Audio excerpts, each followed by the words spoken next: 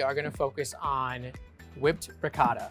And if you're not familiar, it is quite literally taking the familiar ricotta cheese that you probably have on your menu at some place and making it into more of a luxurious rendition, kind of giving it more elevation and giving it more body to what ricotta usually is.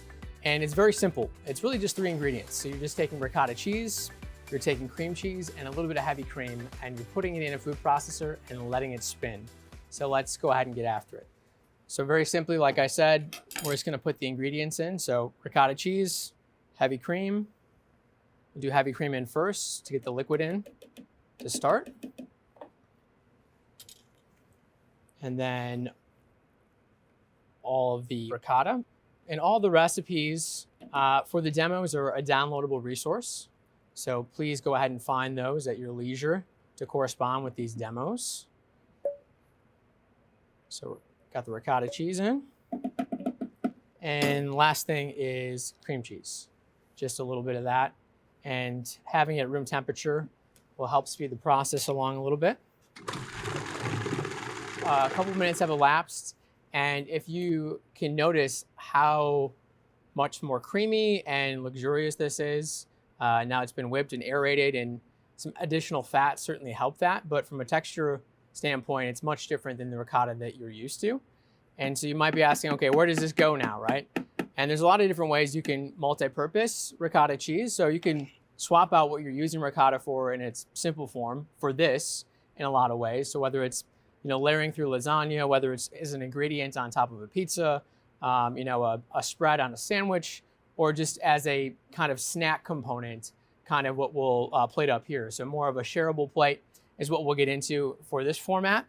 So I've already preloaded the whipped ricotta into a pastry bag. So a really easy way to be able to squeeze this out and get it onto a plate, or if you want to do dots or whatever have you from a design standpoint, we're ready to roll. So I'm just going to go ahead and put this down like this, and then I'm going to smear this with my spoon all on the inside of the bowl. And then I've got some spaghetti squash that I've just roasted off with brown butter, salt and pepper, super simple. And I'm going to go ahead and put this next to it. And the whole purpose of this, again, is to share more of a shared plate or a snack with the spaghetti squash. And then we've got some toasted baguette just for on the side. So as you can imagine, you'd be able to spoon down or spread this whipped ricotta on there, grab some of the brown butter and spaghetti squash. And then for, I guess, a garnish, a little bit of a salinity component is some toasted prosciutto that we'll just kind of break up on here. And this will add, that saltiness and just a really nice pop of texture because it's crunchy.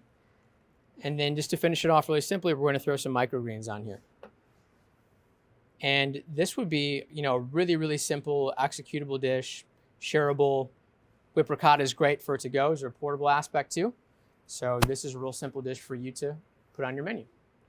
But wait, there's more. You thought we're probably done, but we're not. So I just want to show you how versatile this can be, whipped ricotta in general. So what we're going to do is take it now and put it back in the food processor, measured out, of course, to make pimento cheese. So maybe you've made pimento before, but I bet you've never made it with whipped ricotta.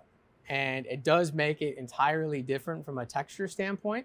And it's much more light and airy. So you got to try it out. So this is how it starts. We go ahead and put first couple ingredients in. We've got our whipped ricotta here. But we got to put pickles in first. And the garlic. And these ingredients first because they are larger pieces. We want to make sure that they get ground up accordingly. And then some of these liquids. So Tabasco, Worcestershire, boom, boom. I'm going to put the smoked paprika in. And I'm going to put this roasted red pepper puree in. Can just be roasted red peppers too. I just had it for another recipe to be pureed. And then we're going to go ahead and pulse this first before I add the rest of the ingredients in to make sure that the garlic and the pickles get chopped up fine enough to be incorporated and smooth. So we'll pulse that. Okay. Now we're gonna add our whipped ricotta. And the last ingredient is cheddar cheese. This is actually smoked cheddar cheese, so makes it a little bit more awesome, a little bit more unique. Whipped ricotta with smoked cheddar cheese. I bet you've never had that before. And we're just gonna let it go for a spin until it's nice and incorporated. So that's gonna be your pimento cheese. You can see that, really nice vibrant orange color there. And I've already kind of loaded this up, and again, in a pastry bag. And I just want to show you just very simply, right? This would be a to-go, a portable snack you can put on your menu, really simple. You can load this up ahead of time. I've got this in a pastry bag, and I'm just gonna pipe this out in here to fill it. And you know, something that's super simple and comforting would be having this with, you know, just potato chips. So having this to go with chips, you know, it's a perfect match there. And that's just really two simple ingredients to put together. And then we're actually going to use this pimento cheese for a recipe in our pasta demo. So if you've watched that already, now you get to see where the pimento is made, or vice versa. If you are joining us now for the first time, watch the pasta demo to be able to see how we're cross-utilizing these two ingredients into the next recipe.